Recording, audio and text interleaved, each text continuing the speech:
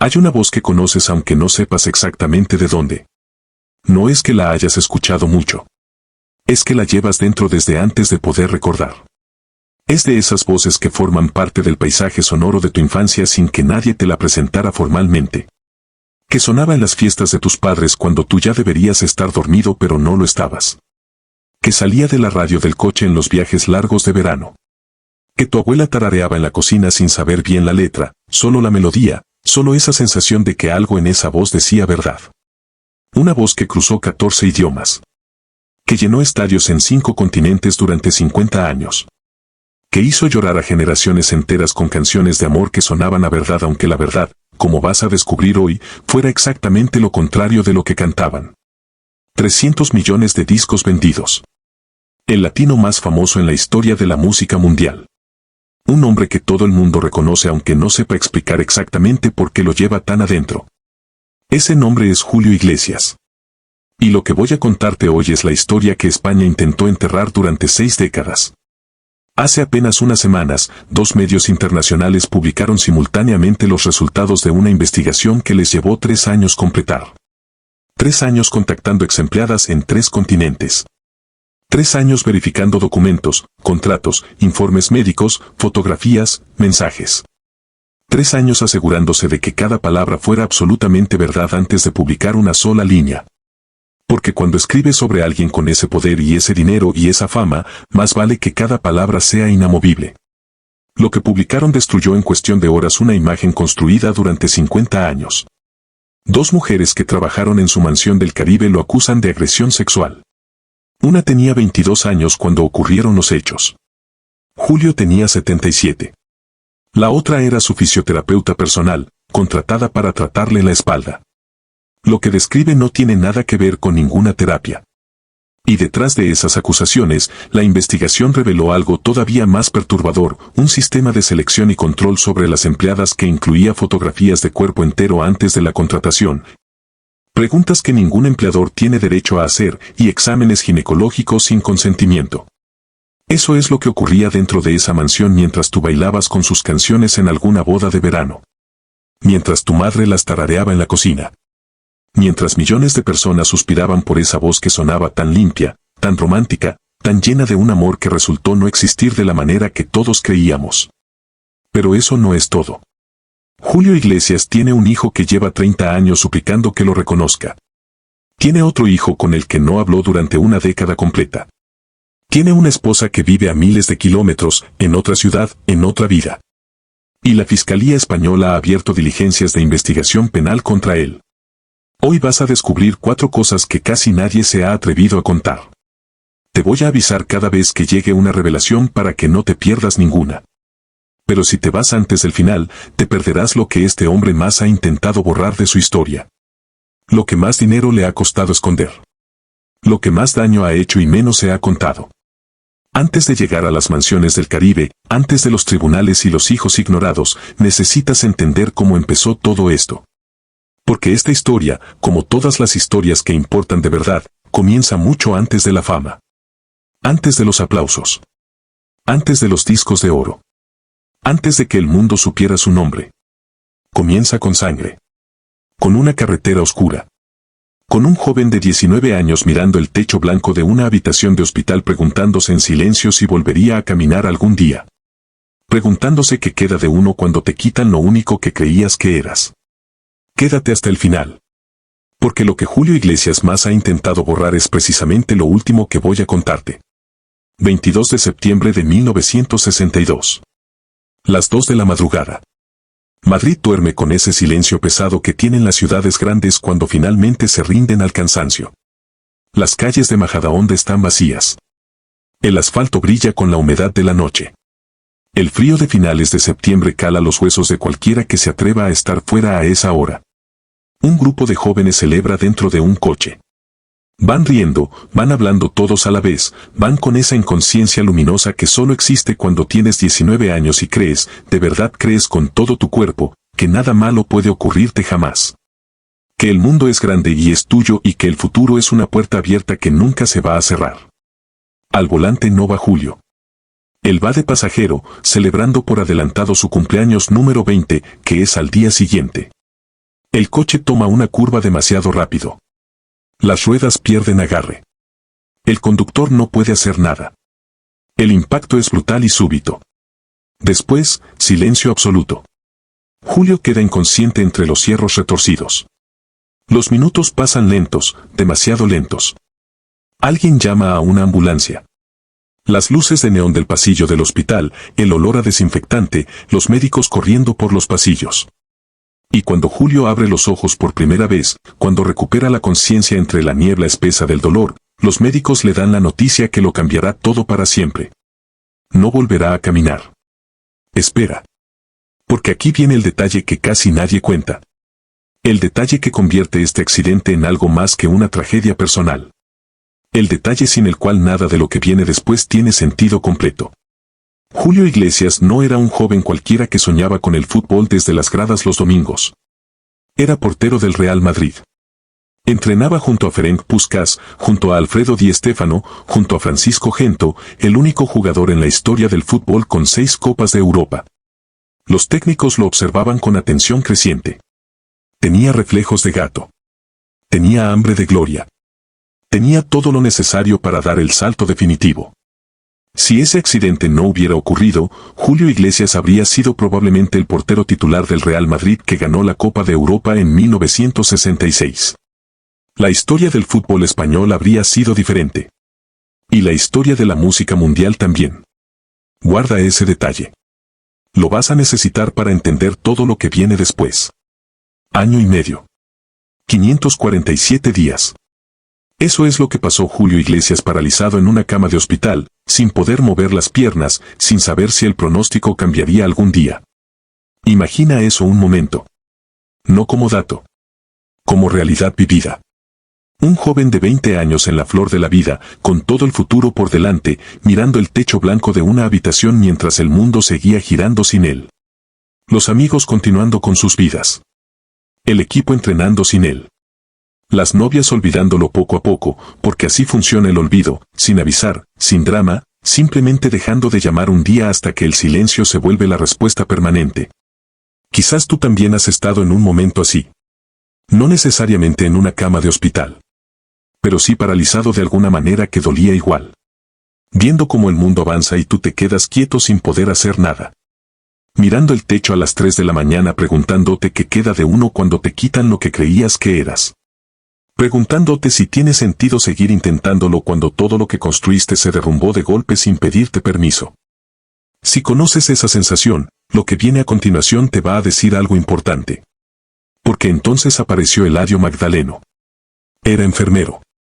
Un hombre sencillo, de manos grandes y pocas palabras, sin ambiciones de fama ni de protagonismo. Solo hacía su trabajo. Pero vio algo en ese joven paralizado que los médicos con sus títulos y sus protocolos no veían. Vio a alguien que se estaba apagando por dentro.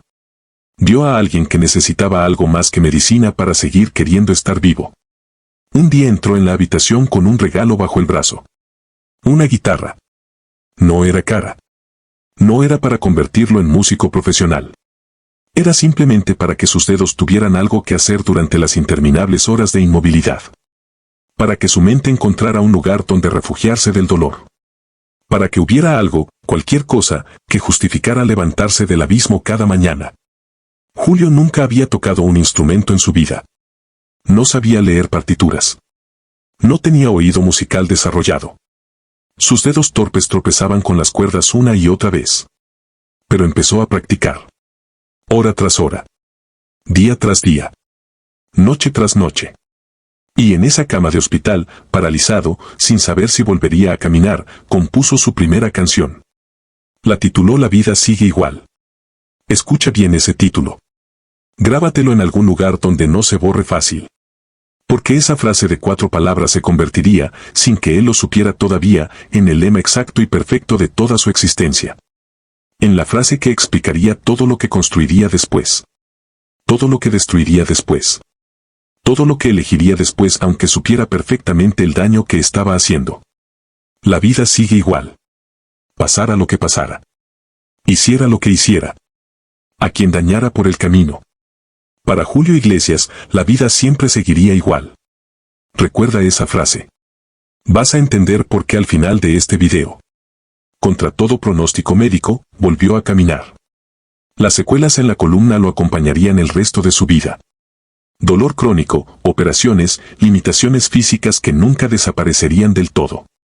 Pero estaba de pie. Tenía una guitarra. Tenía una canción. Y tenía algo que antes del accidente no tenía, una herida profunda que necesitaba convertirse en otra cosa para no destruirlo desde dentro. Esa canción ganaría el Festival de Benidorm en 1968. Sería el inicio de una carrera que nadie podía haber imaginado desde aquella habitación de hospital donde los médicos habían dicho que no volvería a caminar. 1970 han pasado 8 años desde el accidente. Julio Iglesias ya es una estrella en España. Ha representado al país en Eurovisión. Las discográficas se pelean por ficharlo. Las mujeres lo adoran con una intensidad que él aprenderá a usar muy pronto. Los hombres quieren ser como él.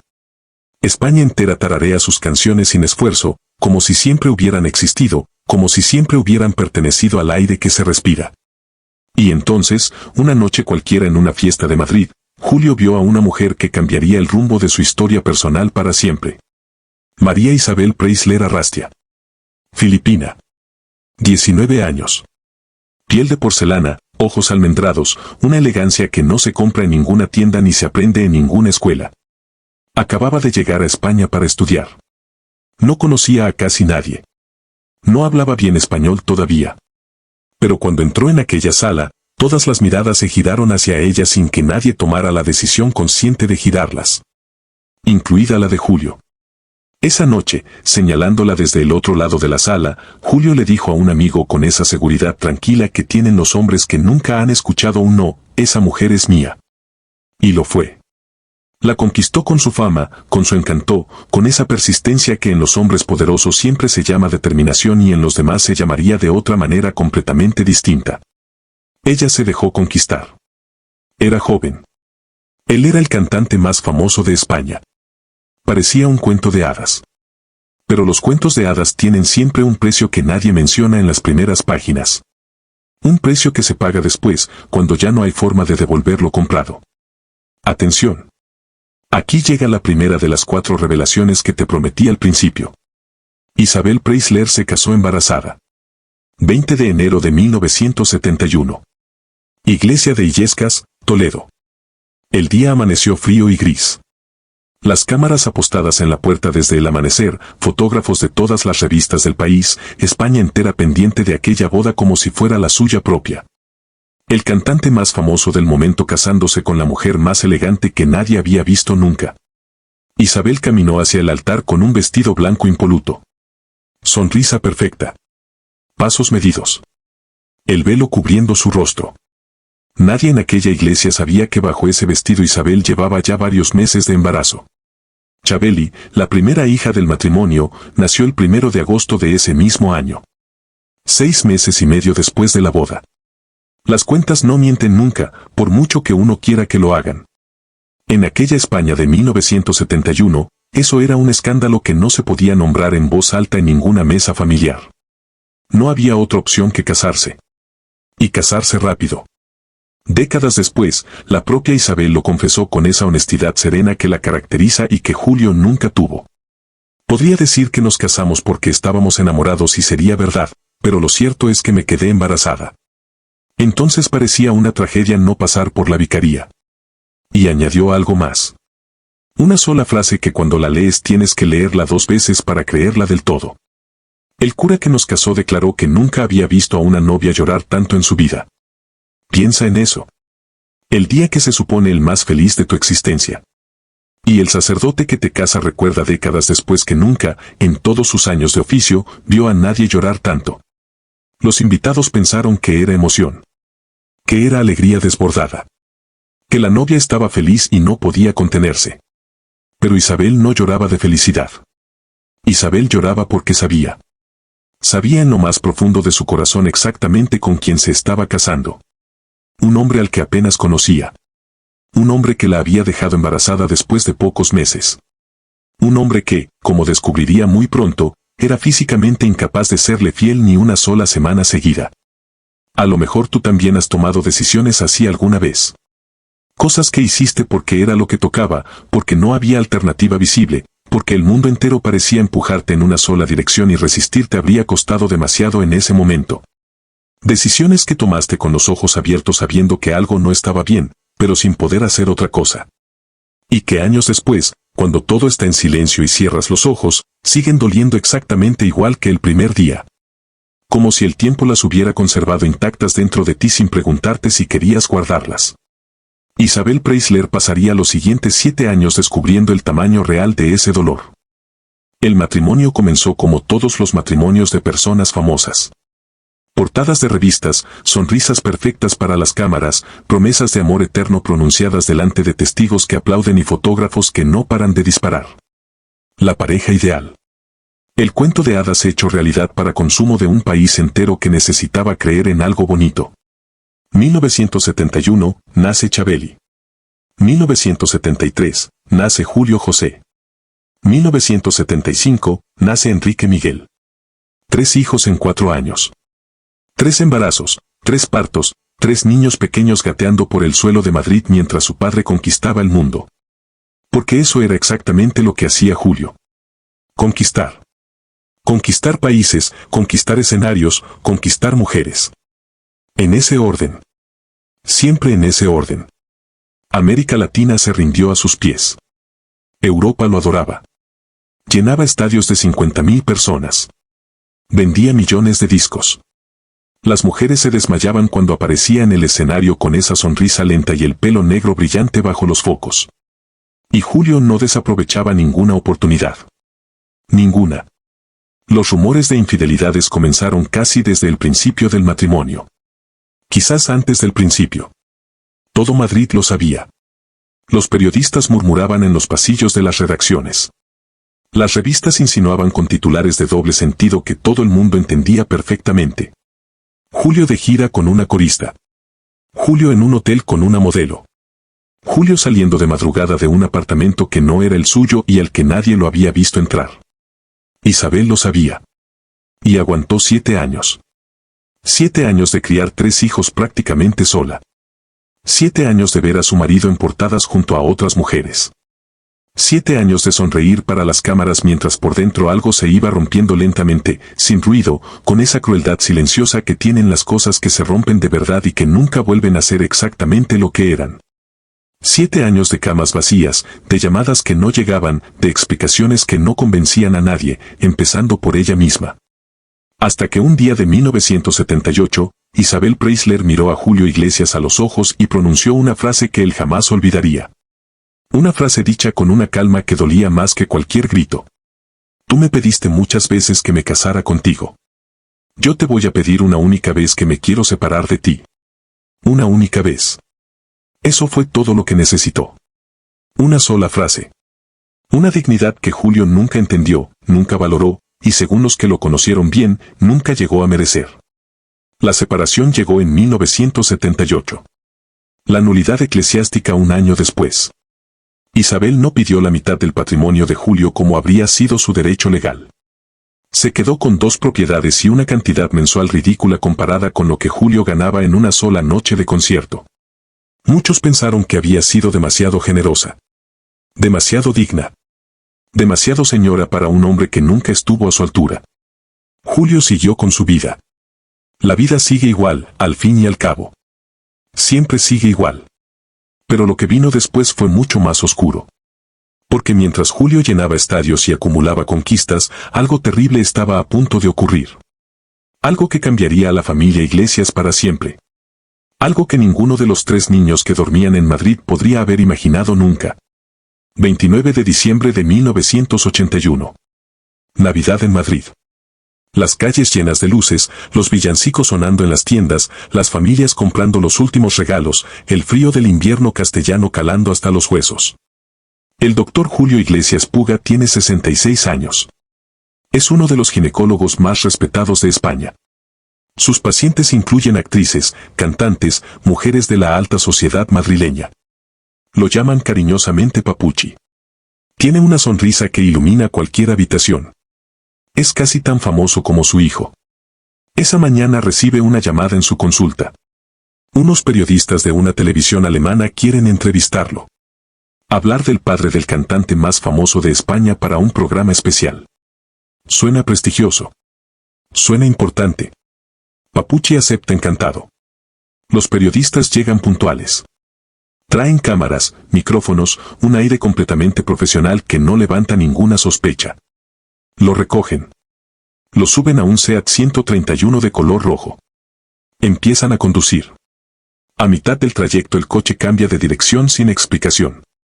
El doctor Iglesias pregunta por qué se desvían. La respuesta es el frío del metal de una pistola presionando contra su pecho. No son periodistas. Son miembros de ETA. Lo obligan a tragar pastillas para dormir. Le atan las manos con cuerdas que se clavan en la piel. Le atan los pies. Lo amordazan. Lo meten en el maletero del coche como si fuera un bulto de ropa vieja que ya no sirve para nada. El maletero se cierra. Oscuridad total. El ruido sordo del motor. El olor a gasolina. El miedo que no tiene forma pero lo llena todo y no deja espacio para ninguna otra cosa. Durante horas, el padre del cantante más famoso de España viaja inconsciente hacia un destino que no conoce. Hacia un pueblo diminuto perdido en las montañas de Zaragoza llamado Trasmoz. Apenas tiene habitantes. Casas de piedra medio derruidas. Calles donde no pasa nadie. El lugar perfecto para esconder a un hombre y que el mundo no lo encuentre. Cuando Papuchi despierta, está en una habitación que parece una tumba. 4 metros cuadrados. Paredes de piedra húmeda. Sin ventanas. Sin luz natural. Una bombilla sucia que apenas ilumina nada. Un colchón en el suelo lleno de manchas. Un cubo de plástico en la esquina para hacer sus necesidades. ETA pide 2.000 millones de pesetas por su liberación. El equivalente a más de 12 millones de euros actuales. Una cifra que nadie en España había pagado jamás por un secuestro.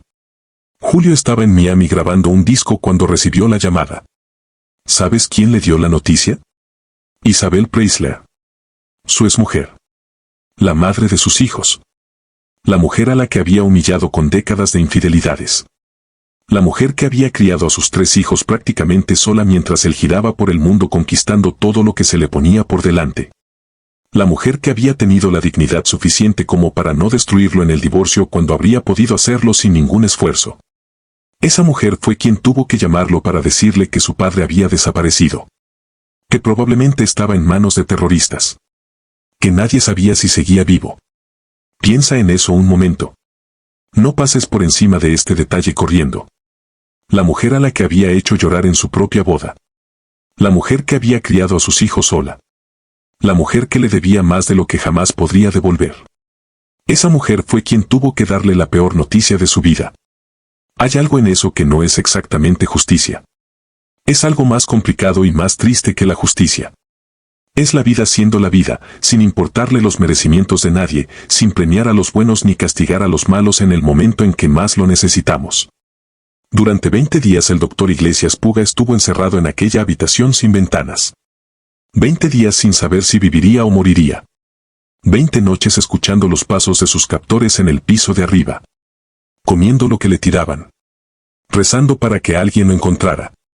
Mirando la oscuridad que no se acababa nunca y negociando con ella de la única manera que se puede negociar con la oscuridad, aguantando. El 19 de enero de 1982 los geolocalizaron la casa en Trasmoz y rescataron a Papuchi. Estaba vivo. Había perdido 10 kilos. Tenía la barba de 20 días y los ojos hundidos de quien ha mirado la muerte de frente y ha tenido que encontrar razones para seguir del otro lado. Pero estaba vivo. La versión oficial siempre dijo que no se pagó rescate. Que fue una operación policial limpia. Pero años después Carlos el Chacal, el terrorista venezolano que según algunas fuentes colaboró con ETA en la operación, declaró en una entrevista algo que nadie ha podido desmentir del todo. Habló de un acuerdo económico. De una cantidad pactada. De lo complicado que resultó cobrarla. ¿Se pagó o no se pagó? El misterio nunca se ha resuelto completamente. Hay documentos que sugieren preparativos. Hay testimonios que se contradicen. Hay silencios que pesan más que cualquier palabra pronunciada en voz alta. Pero eso no es lo más importante de esta historia. Lo más importante es la decisión que Julio tomó en los días que siguieron al rescate. Una decisión que él llamó protección. Que él llamó amor paternal. Una decisión que destrozó lo que quedaba de su familia y marcó para siempre la infancia de 3 niños que no habían hecho absolutamente nada malo para merecer lo que vino después. Decidió llevarse a sus hijos a vivir con él a Miami. Chabeli tenía 10 años. Julio José tenía 8. Enrique tenía 6.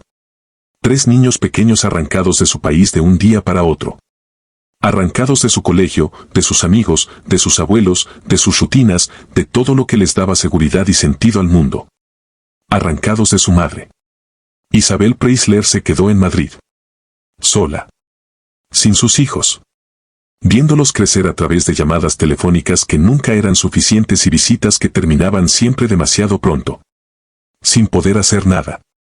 Absolutamente nada. Quizás tú también has sentido algo parecido alguna vez. Ver cómo las decisiones de otros determinan tu vida entera sin preguntarte. Saber que tienes razón pero que eso no cambia nada de lo que ya ocurrió. Ver cómo alguien sube a un avión y desaparece al otro lado del océano llevándose lo único que importa de verdad. Si conoces esa sensación, sabes exactamente lo que sentía Isabel Preisler mirando ese avión alejarse en el cielo de Madrid. Los niños llegaron a Indian Creek, una isla artificial entre Miami Beach y Bal Harbour. Piscinas infinitas, seguridad privada, yates blancos en cada muelle, lujo absoluto en cada rincón. Pero para 3 niños que echaban de menos a su madre, aquello no era ningún paraíso. Era una cárcel de oro con muy buenas vistas y sin los brazos correctos para arroparlos por las noches. Años después Chabeli lo recordaría con una sola palabra. Trauma. No una aventura. No una oportunidad. No un cambio emocionante. Trauma. Esa es la palabra exacta que eligió una mujer adulta para describir lo que vivió siendo niña en aquella mansión perfecta frente al mar.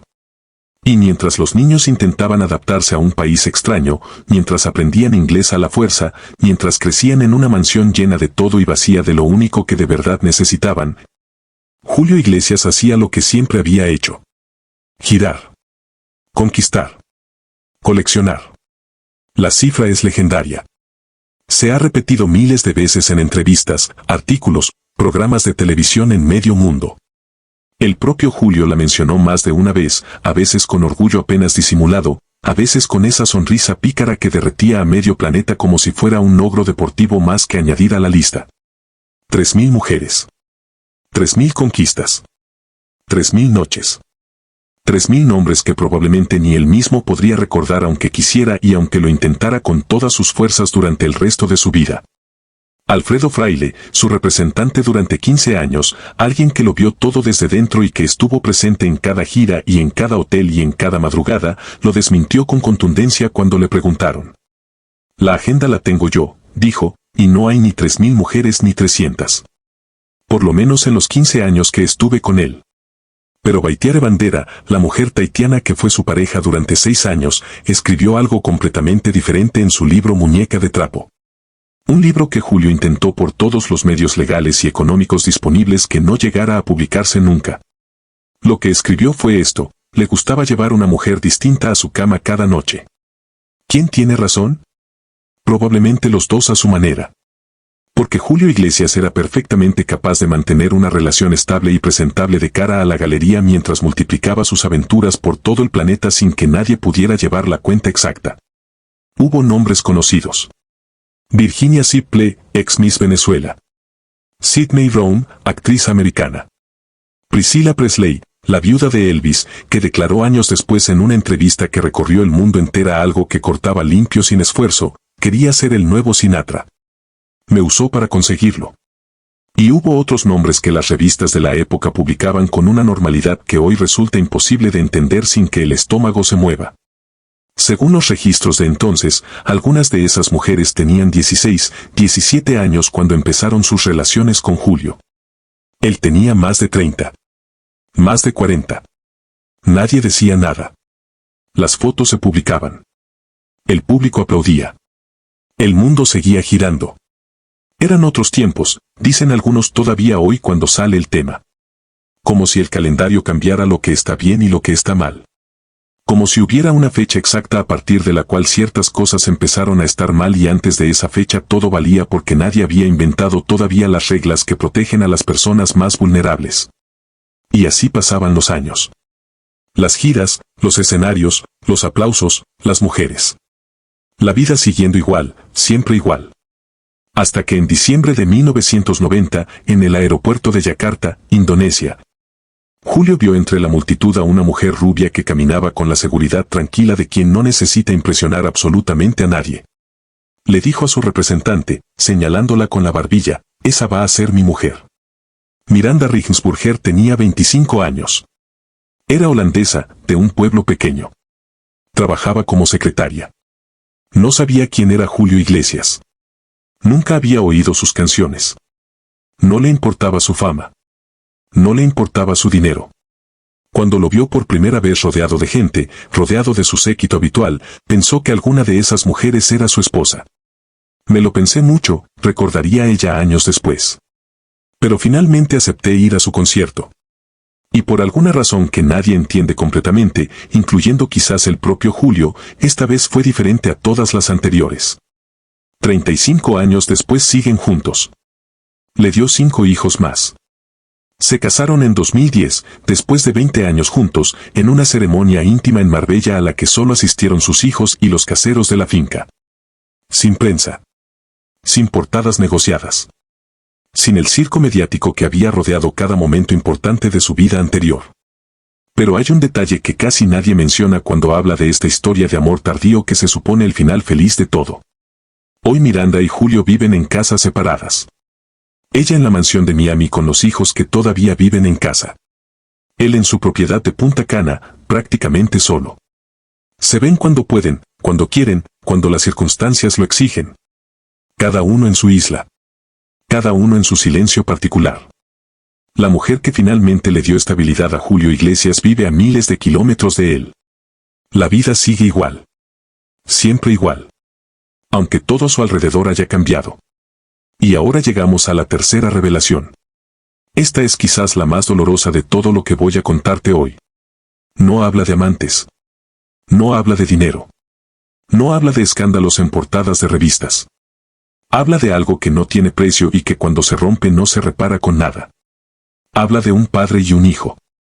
De un hombre que tuvo delante a su propia sangre pidiéndole una sola cosa, solo una, y eligió no dársela. Pero antes de contarte lo que ocurrió entre Julio y Enrique, necesito preguntarte algo. Y quiero que lo pienses de verdad, no que lo pases por alto. ¿Hubo alguien en tu vida que te quiso a su manera? Una manera que dolía precisamente porque existía. Porque el amor estaba ahí, lo podía sentir de alguna forma, pero nunca encontraba el camino correcto para llegar hasta donde tenía que llegar. Un padre que no sabía abrazarte pero te compraba cosas. Una madre que te protegía de todo menos de ella misma. Alguien que te quería con toda su capacidad de querer y cuya capacidad de querer simplemente no era suficiente para lo que tú necesitabas. Si conoces esa sensación, lo que voy a contarte ahora va a tocarte en un lugar muy específico. Uno que quizás no esperabas que este video tocara. ¿Recuerdas que Enrique tenía 6 años cuando lo arrancaron de España? 6 años. Una edad en la que los niños todavía necesitan que su madre los arrope por las noches. Una edad en la que tienen miedo de la oscuridad y ese miedo es completamente real y merece que alguien lo tome en serio. Una edad en la que el mundo entero cabe en los brazos de las personas correctas y sin esos brazos todo es demasiado grande y demasiado frío. Creció en Miami viendo a su padre triunfar por todo el mundo. Escuchaba sus canciones sonar en la radio de la mansión a todas horas. Veía su cara en las portadas de las revistas que se acumulaban sobre las mesas del salón como si fueran los muebles de la casa. Oía los aplausos grabados de los estadios llenando cada habitación. Veía los premios acumularse en las vitrinas. Y soñaba. Soñaba con subirse a un escenario. Con que miles de personas corearan su nombre. Con que su padre por una vez, solo una vez en todos esos años, lo mirara con algo que se pareciera de verdad al orgullo. No al orgullo que se dice en las entrevistas para quedar bien. Al orgullo real. Al que se siente en el pecho. Al que hace que un padre cruce una ciudad entera solo para estar en la primera fila.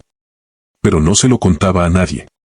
Desde los 13 años Enrique componía canciones en secreto. Cerraba la puerta de su habitación con llave. Escribía letras en cuadernos que escondía debajo del colchón. Grababa melodías en casetes baratos.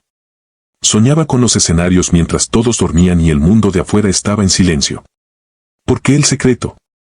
¿Por qué un adolescente esconde su sueño más grande precisamente a su padre? Piénsalo un momento.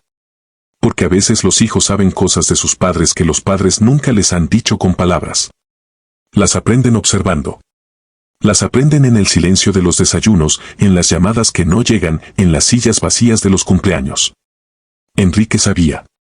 Con esa certeza tranquila y triste que tienen los hijos que llevan años prestando atención, sabía exactamente cómo reaccionaría su padre. A los 18 años tomó una decisión que cambiaría su vida para siempre. Firmó un contrato discográfico sin decirle nada a su padre. Se presentó a las audiciones como Enrique Martínez, un nombre inventado, una identidad construida desde cero para protegerse. Quería que lo juzgaran por su voz, por su talento. No por su apellido. No por la sangre que llevaba y que no había pedido llevar. ¿Cómo financió aquella aventura? Aquí viene el detalle que más duele de toda esta historia. El que cuando lo lees tienes que detenerte un momento y dejarlo asentarse antes de seguir leyendo. El dinero lo puso Elvira Olivares. Su niñera. La mujer que lo había cuidado desde pequeño en Miami. Que lo había consolado cuando lloraba de noche echando de menos a su madre. Que le había contado cuentos para dormir. Que había estado presente en cada cumpleaños, cada Navidad, cada momento importante que su padre no estuvo. La mujer que en muchos sentidos había sido más madre para él que su propia madre, que vivía al otro lado del océano sin poder hacer nada más que quererlo desde lejos y con las manos vacías. $1000. Eso fue lo que Elvira le prestó de sus ahorros de niñera. El hijo de uno de los hombres más ricos de España tuvo que pedirle dinero prestado a la persona que le cambiaba los pañales para perseguir su propio sueño. Porque no se atrevía a pedírselo a su padre. Porque sabía, con esa intuición exacta y sin adornos que tienen los hijos que han aprendido a leer el silencio, que su padre no lo apoyaría.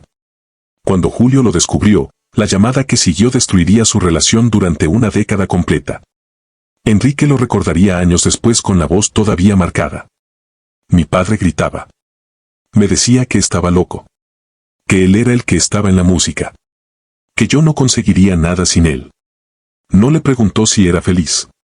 No le dijo que estaba orgulloso. No le dijo, hijo, si esto es lo que quieres, cuéntame, hablamos, estoy aquí. Le dijo que estaba loco. Le dijo que sin él no era nadie. Un padre diciéndole a su hijo que sin él no es nadie. Grábate esa frase. Porque hay padres que hacen eso. No siempre a gritos. A veces en voz baja. A veces con el silencio de no aparecer nunca. A veces con una mirada que lo dice todo sin decir nada. A veces simplemente no yendo jamás a ver lo que su hijo construyó sin ellos.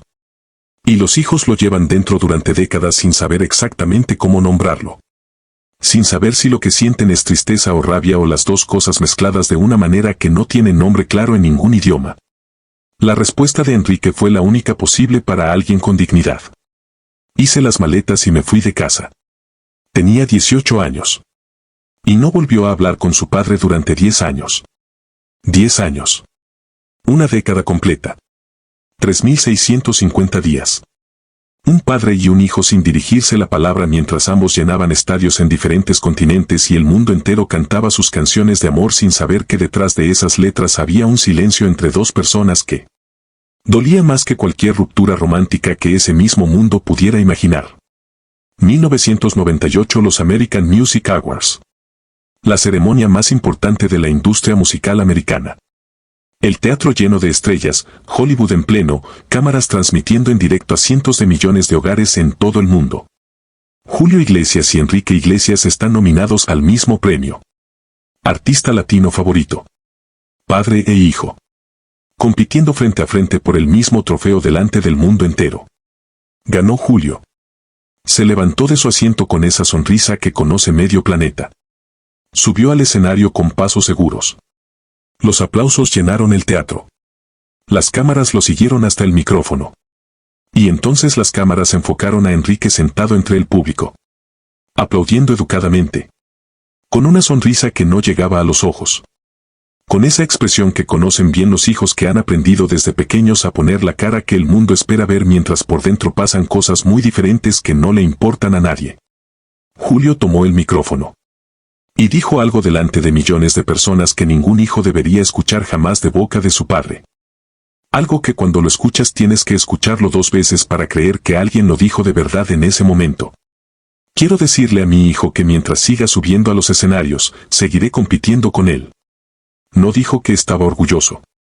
No celebró que su hijo hubiera llegado tan lejos por sus propios méritos, sin su ayuda, contra su voluntad, con $1000 prestados por su niñera. No aprovechó ese momento con el mundo mirando para tender un puente, para curar 10 años de silencio, para ser padre aunque fuera esa única vez delante de todos. Le dijo que iba a competir con él. Que no le dejaría espacio.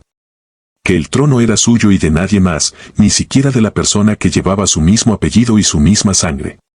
La respuesta de Enrique llegó días después en una entrevista, con la mirada dura y la mandíbula apretada de quien lleva años tragándose cosas que no se tragan fácil.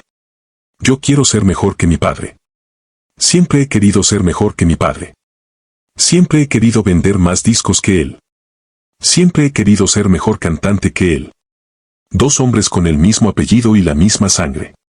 Hablando de competir y de ganar en lugar de hablar de amor y de familia.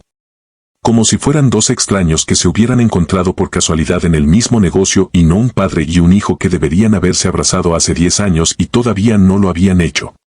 Ignacio Peiró, el escritor que publicó la biografía más documentada sobre Julio Iglesias, lo explicó con una precisión que no necesita adornos. Julio es una persona profundamente egoísta. Fue un padre a distancia, ausente. La relación con el hijo nunca fue de franqueza ni de cercanía. A Julio no le gusta tener rivales. Solo admite a Frank Sinatra como igual. Todo lo demás no existe para él. Y eso incluye a su propio hijo. Entonces llegó la confesión que te prometí al principio del video. Las 5 palabras. Le preguntaron a Isabel Preisler en una entrevista reciente, directa y sin rodeos, ¿Julio se portó bien con Enrique cuando quiso ser cantante? La respuesta de Isabel fueron 5 palabras. Solo 5. Pero esas 5 palabras dicen más que cualquier biografía, más que cualquier documental, más que cualquier análisis psicológico que se haya escrito sobre esta familia. No como debería. Lo dejó ahí. Como quien cierra una puerta y tira la llave al fondo del mar. Como quien sabe que si sigue hablando dirá cosas que ya no tienen ningún remedio posible. Y añadió algo más, con los ojos brillantes y la voz sostenida sobre el filo más delgado que existe. Me contó que estaba muy dolido con su padre. Dolido. No enfadado. No decepcionado. Dolido. Como una herida que lleva décadas abierta sin que nadie encuentre la manera de cerrarla del todo. Como algo que duele de una manera diferente a todo lo demás, más adentro, más permanente, más difícil de nombrar. El propio Julio, años después, cuando la edad empezó a pesar de otra manera y quizás la conciencia también, reconoció públicamente su fracaso. Yo no fui un padre muy apegado a mis hijos. Estaba siempre viajando. Y entonces dijo algo que lo explica todo. Algo que demuestra que él mismo sabía perfectamente, desde siempre, lo que estaba haciendo mal y lo que estaba eligiendo no hacer. Mi padre dejó su carrera 2 años cuando yo quedé paralizado en aquella cama de hospital. Me acompañó día y noche sin separarse de mi lado. Esa relación con mi padre no tiene nada que ver con la que tuve yo con Enrique. Lo sabía. Siempre lo supo. Su padre había abandonado su vida entera para estar junto a él cuando lo necesitaba. Y Julio nunca hizo lo mismo. Eligió de todas formas. Cada mañana, durante décadas, eligió. El dato más doloroso de toda esta historia lo dio el propio Enrique en una entrevista con una calma que dolía más que cualquier grito. Mi padre nunca ha venido a un concierto mío. Nunca. Ni una sola vez en todos estos años. Julio Iglesias jamás se ha sentado entre el público a ver cantar a su propio hijo. Jamás ha aplaudido cuando Enrique saluda al final del show. Jamás le ha demostrado de esa manera tan simple, tan humana, tan al alcance de cualquiera que tenga 2 piernas y un boleto, que está orgulloso de él. Pero Enrique también dijo algo más. Algo que añade una capa de tristeza diferente a todo esto. Una tristeza que no es rabia sino algo más complicado y más difícil de sostener. Tenemos llamadas de 2 horas que me hacen llorar. 2 horas llorando al teléfono con su padre. ¿Buscando qué? ¿Intentando arreglar qué? Nadie lo sabe exactamente. Pero ni un solo concierto. Ni una sola vez entre el público. Ni un abrazo después del show. Quizás tú también conoces esa sensación. Alguien que te quiere a su manera. A una manera que duele precisamente porque existe, porque el amor está ahí de alguna forma, pero nunca encuentra el camino correcto para llegar hasta donde debería llegar. Amor que llega siempre mal. Amor que llega siempre tarde. Amor que hace daño precisamente porque existe pero no sabe cómo demostrarse de la manera que la otra persona necesita recibirlo. Si es así, sabes exactamente lo que siente Enrique Iglesias cada vez que cuelga el teléfono después de 2 horas de llanto con un padre que nunca fue a verlo actuar. Y ahora llegamos a la cuarta y última revelación. La que Julio Iglesias más ha intentado borrar de su historia durante 30 años completos. La que más dinero le ha costado esconder. La que tiene que ver con un niño de 13 años sentado en una sala llena de periodistas, con el corazón latiéndole a 1000 por hora, esperando que el hombre que llevaba su sangre lo mirara a los ojos y dijera su nombre. Si has llegado hasta aquí, esto es para ti. 1975 Julio está casado con Isabel Preisler. Tienen 2 hijos en casa. Isabel está embarazada del tercero. La familia perfecta en su mejor momento público. Y Julio, como siempre, como toda la vida, está de gira. Según los documentos judiciales del caso, en algún momento de ese año, en una discoteca de Girona, Julio conoció a una bailarina portuguesa llamada María Edite Santos. Era joven. Era guapa. Tuvieron una aventura de días, quizás menos. Noches de hotel y promesas que no significaban nada porque nunca habían significado nada en esa boca. Después Julio se fue. A la siguiente ciudad, al siguiente país, a la siguiente mujer. María Edite se quedó sola, sin número de teléfono, sin dirección, sin nada más que un recuerdo y algo que empezaba a crecer dentro de ella sin pedirle permiso a nadie. 9 meses después, el 19 de abril de 1976, nació un niño en un hospital de Valencia. Lo llamaron Javier. María Edite sabía perfectamente quién era el padre. Pero no dijo nada durante años. No tenía pruebas. No tenía dinero para abogados. No tenía contactos en ningún lugar que importara. ¿Quién le iba a creer a una bailarina de discoteca contra el cantante más famoso de España? Crió a su hijo sola. Sin ayuda económica. Sin el apellido que le correspondía por sangre. Sin que nadie supiera la verdad, excepto ella y su conciencia y el peso de los años pasando uno detrás de otro sin que nada cambiara.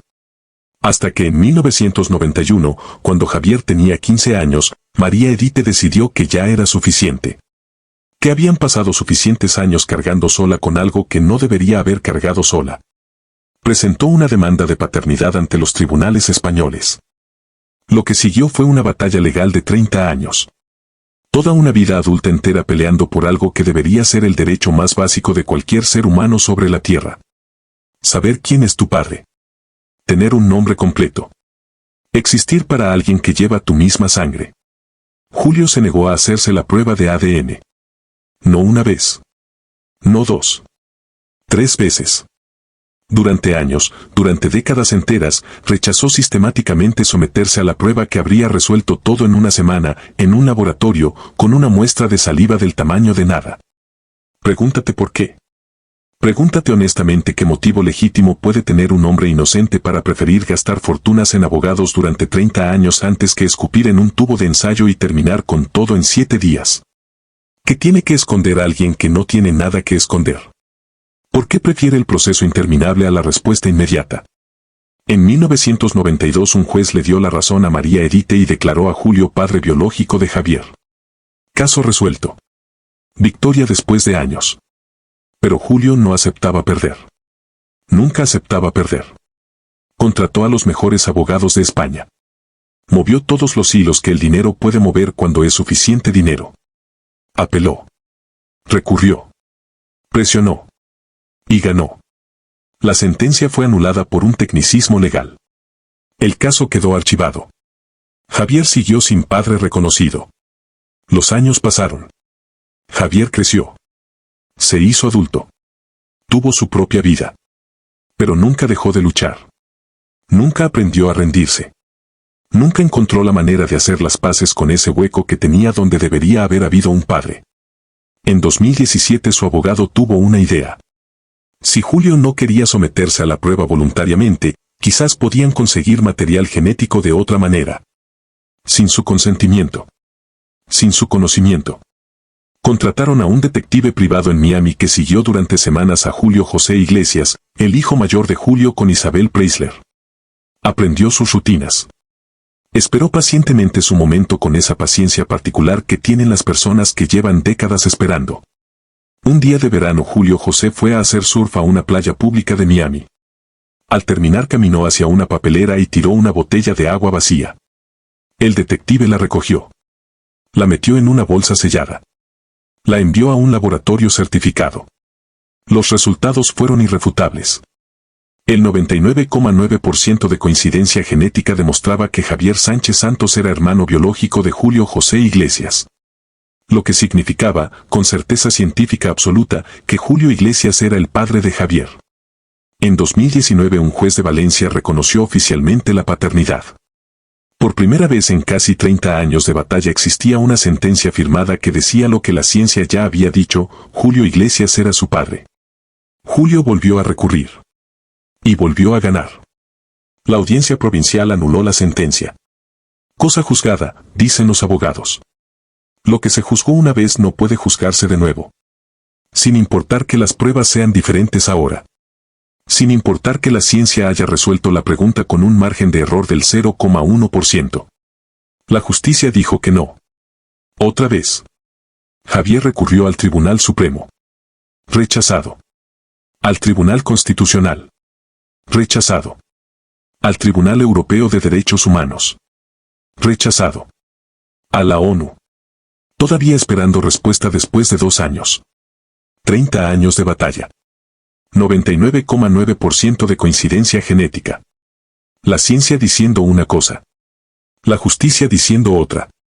Y entre esas dos respuestas contradictorias, un hombre de 49 años que lleva toda su vida adulta intentando conseguir algo que cualquier persona debería tener garantizado desde el primer día. Pero hay un momento en esta historia que lo marca todo. Que cuando lo lees tienes que dejar de leer para respirar antes de poder continuar.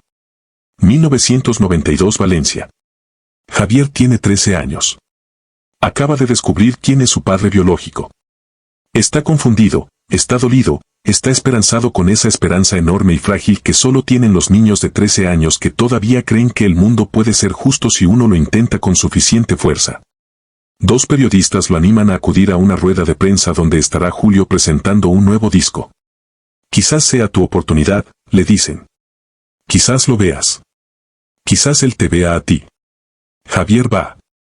Se sienta entre los periodistas con el corazón latiéndole tan fuerte que casi se puede escuchar desde fuera. Mira al hombre que supuestamente lleva su misma sangre.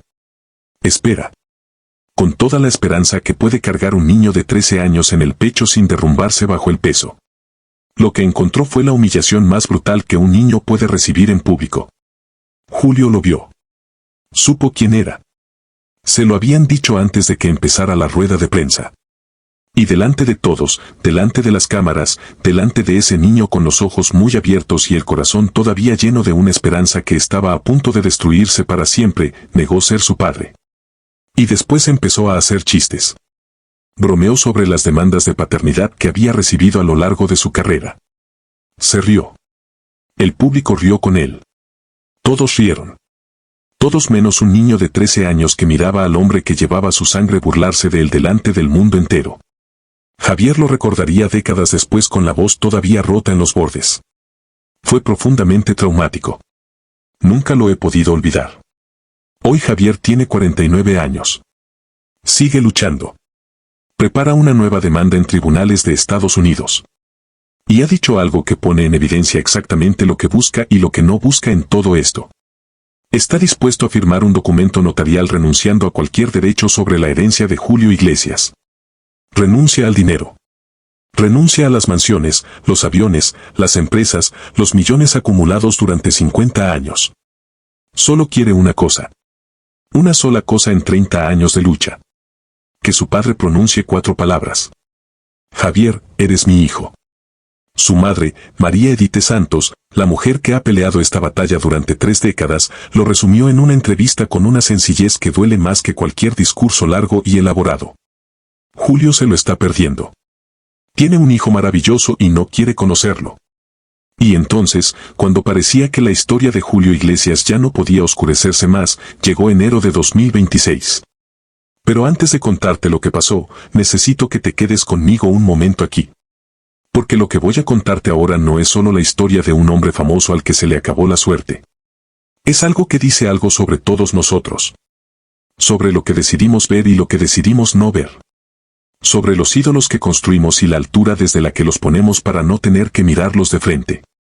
Sobre las canciones que bailamos sin preguntarnos nunca quién las cantaba de verdad y que había detrás de esa voz que sonaba tan limpia, tan romántica, tan llena de un amor que resultó no existir de la manera que todos creíamos. Todos hemos hecho eso alguna vez. Preferir la canción a la verdad. Preferir la imagen al hombre. Preferir el cuento de hadas a las cuentas que no cuadran. No porque seamos malas personas, sino porque a veces la verdad cuesta más de lo que estamos dispuestos a pagar un martes por la noche mientras bailamos en una boda con esa voz sonando de fondo. Esta es la parte donde ya no hay forma de mirar hacia otro lado. El País y Univisión Noticias publicaron simultáneamente los resultados de una investigación periodística de 3 años. 3 años contactando exempleadas en 3 continentes. 3 años verificando documentos, contratos, informes médicos, fotografías, mensajes, visados, registros de todo tipo. 3 años asegurándose de que cada palabra resistiera cualquier cuestionamiento antes de publicar una sola línea. Lo que publicaron destruyó en horas una imagen construida durante 50 años. 2 mujeres que trabajaron en sus mansiones del Caribe lo acusan de agresión sexual. La primera se identifica como Rebeca, nombre ficticio para proteger su identidad. Tenía 22 años en 2021. Trabajaba como empleada doméstica en la mansión de Punta Cana, República Dominicana. Limpiaba, ordenaba, servía. Esto es lo que declaró a los periodistas que pasaron 3 años verificando su testimonio. Me sentía como un objeto. Como una esclava en pleno siglo XXI. Según su testimonio, Julio la obligaba a visitarlo en su habitación casi todas las noches. Describe relaciones forzadas, agresiones físicas, insultos continuos. Un hombre de 77 años haciendo lo que quería con una joven de 22 que dependía de él para sobrevivir, para comer, para tener un techo. Una joven que no podía decir no sin perderlo todo de golpe. Piensa en eso. No como dato. Como realidad. Como una persona real que se levantaba cada mañana en esa mansión perfecta frente al Caribe sabiendo lo que vendría por la noche y sin ningún lugar a dónde ir. La segunda mujer se identifica como Laura. Era su fisioterapeuta personal, contratada para tratarle la espalda. Las secuelas de aquel accidente de 1962 que lo cambió todo y que décadas después seguían cobrándose su precio. Según su declaración, Julio la tocaba de forma inapropiada constantemente, sin aviso, sin permiso, enmascarando todo como bromas o como cosas de viejos. Como si la edad fuera una licencia. Como si 70 y tantos años dieran derecho a cosas que 20 años no dan y que ninguna edad debería dar. Pero la investigación reveló algo más. Algo que no se puede explicar como un malentendido ni como un exceso aislado de un hombre mayor que no entiende los límites. Un sistema. Las trabajadoras vivían en régimen interno dentro de las mansiones. No podían salir libremente. No podían llamar a sus familias cuando querían. En algunos periodos solo se les permitía abandonar la propiedad después de meses de trabajo ininterrumpido. Meses sin ver a sus hijos. Meses sin ver a sus padres.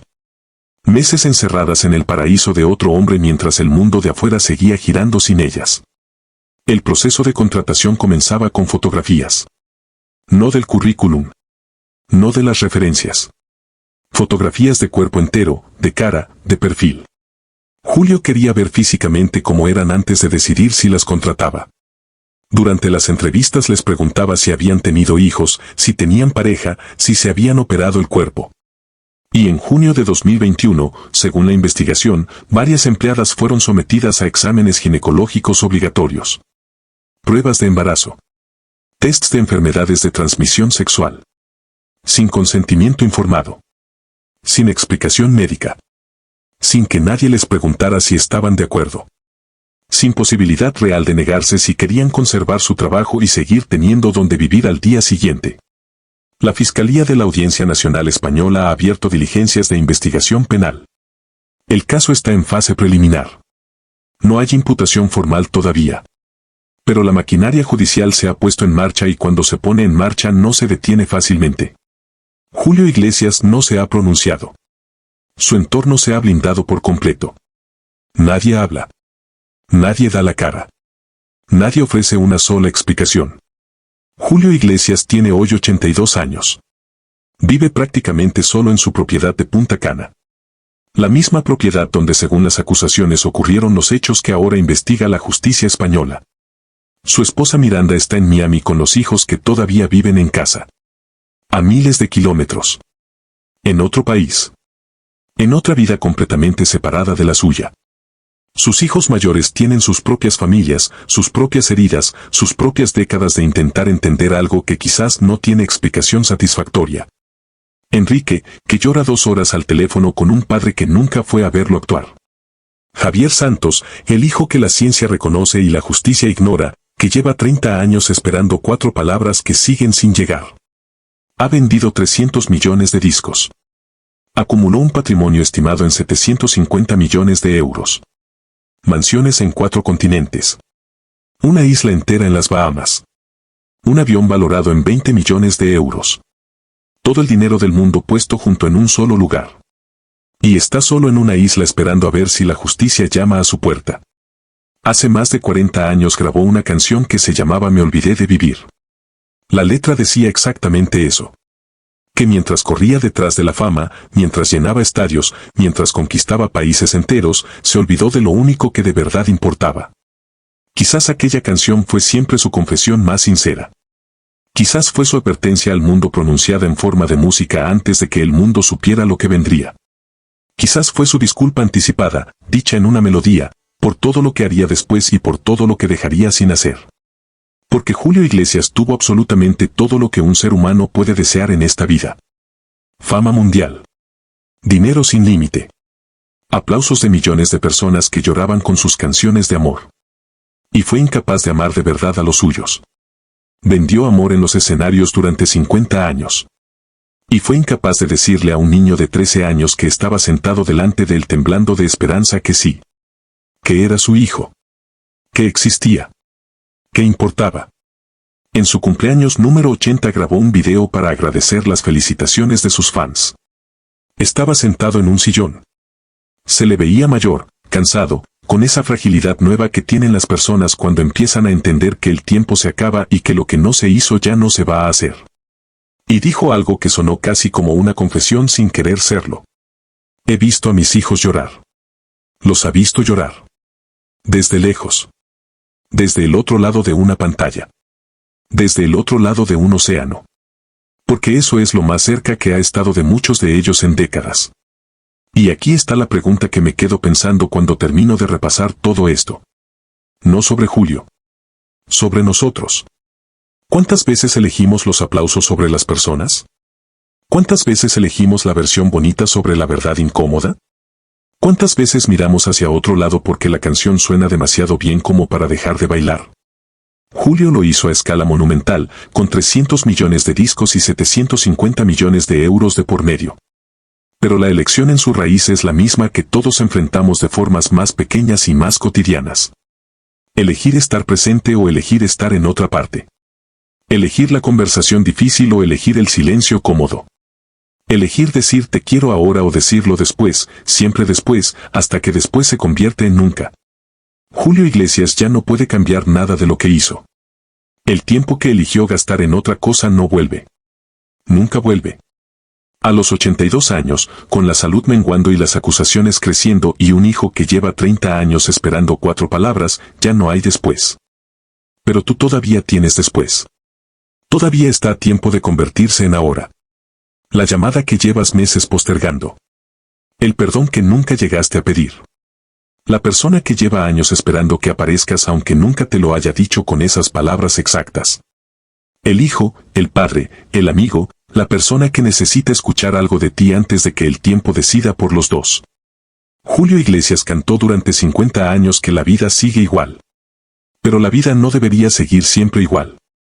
A veces hay que pararla. Mirar a los ojos a las personas que importan. Decir lo que no se ha dicho.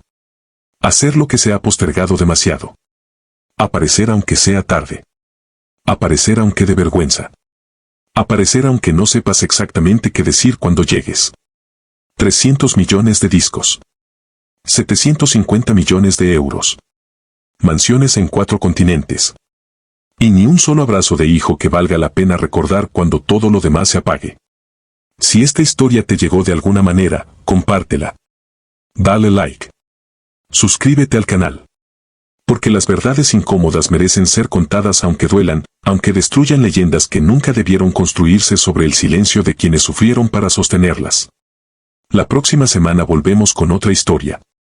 Hasta entonces.